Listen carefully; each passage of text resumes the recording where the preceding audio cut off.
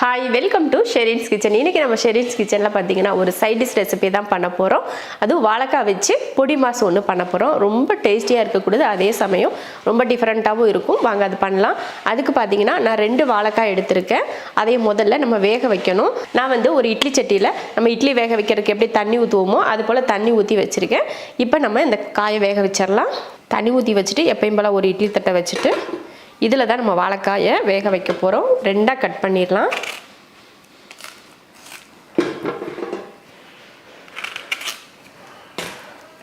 இந்த ஆவியில் வாழைக்காய் வேகட்டும். அதுக்கப்புறமா நம்ம எடுத்து பார்த்துக்கலாம். ஒரு 15 நிமிஷத்துக்கிட்ட இதை வேக வச்சிடலாம். வாழைக்காய் பார்த்தீங்கன்னா ஒரு 15 நிமிஷத்துக்கிட்ட நல்லா வேக வச்சாச்சு. இப்போ இதை எடுத்துருவோம்.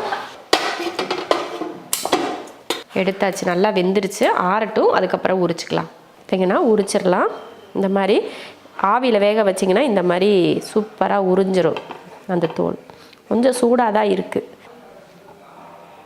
இந்த மாதிரி மசிச்சுக்கலாம். இது போல் பார்த்திங்கன்னா சின்ன சின்னதாக உதுத்து எடுத்து வச்சுருக்கேன். நல்லா பிசைஞ்சுக்கிட்டிங்கன்னா ஒரு குட்டி குட்டியாக அந்த மாதிரி இருக்கிற மாதிரி எடுத்து வச்சுக்கணும். ஒரு கடாய் வச்சுட்டு எண்ணெய் ஊற்றிடலாம்.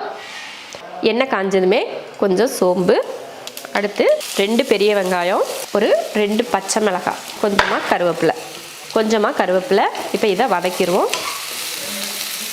வெங்காயம் பார்த்திங்கன்னா நல்லா வதங்கிருச்சு. இந்த டைமில் இது போல் கொஞ்சமாக இஞ்சி பூண்டு பேஸ்ட்டு சேர்த்துக்கலாம். சேர்த்துட்டு அதையும் கலந்து விட்டுருவோம். இஞ்சி பூண்டு பேஸ்ட்டு போட்டு இந்த மாதிரி கலந்ததுக்கு அப்புறமா கொஞ்சமாக மஞ்சள் தூள், ஒரு 1/4 ஸ்பூன் அளவுக்கு மல்லித்தூள், அதே போல் 1/4 ஸ்பூன் அளவுக்கும் கம்மியாக கொஞ்சம் மிளகாத்தூள். இப்போ இதையும் கலந்துருவோம். இந்த மாதிரி எண்ணெயில் நல்லா கலந்து விட்டுட்டு இது போல் கொஞ்சமாக தக்காளியை குட்டி குட்டியாக வெட்டியிருக்கேன், அதையும் சேர்த்துக்கலாம். ஒரு 1/4 தக்காளி போதும், அதிக தக்காளி வேணாம். இந்த மாதிரி 1/4 தக்காளி போதும். அந்த மசால் வடை போகிறதுக்காக மட்டும் இது போல் 1 நிமிஷத்துக்கு கலந்து விட்டுட்டு நம்ம ரெடி பண்ணி வச்சுருக்க வாழைக்காயை இதில் சேர்த்துடலாம். இதில் நம்ம வெங்காயம் அதிகமாக சேர்க்கறதுனால நிறைய கிடைக்கும். அதனால் 2 வாழைக்காய்க்கு தாராளமாக 2லேருந்து ஒரு 3 வெங்காயம் கூட நீங்கள் சேர்த்துக்கலாம்.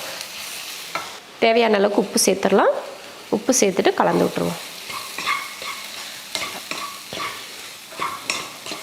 பார்த்திங்கன்னா அவ்வளோதான். நல்லா வதக்கியாச்சு. கொஞ்சம் கூட ஈரப்பதம் இல்லாமல் நல்லா உதிரி உதிரியாக இருக்குது பாருங்கள். இந்த மாதிரி தான் இருக்கணும். இந்த டைமில் பார்த்திங்கன்னா கொஞ்சமாக மல்லித்தலை தூவிட்டு மறுபடியும் ஒரு கிளறு. அவ்வளோதான். இப்போ அடுப்பு ஆஃப் பண்ணிடலாம். சூப்பரான ஒரு டேஸ்ட்டில் வாழைக்காய் பொடி மாஸ் ரெடி பண்ணியாச்சு. இது எல்லா சாதத்துக்குமே சைட் டிஷ்ஷாக வச்சு சாப்பிட்றதுக்கு ரொம்ப நல்லாயிருக்கும். இது போல் வாழைக்காயில் நீங்களும் பொடி மாஸ் பண்ணி பாருங்கள். ரொம்ப ருசியாக இருக்கும். செஞ்சு பார்த்துட்டு எப்படி இருக்குன்னு சொல்லிட்டு கமெண்ட்டில் சொல்லுங்கள்.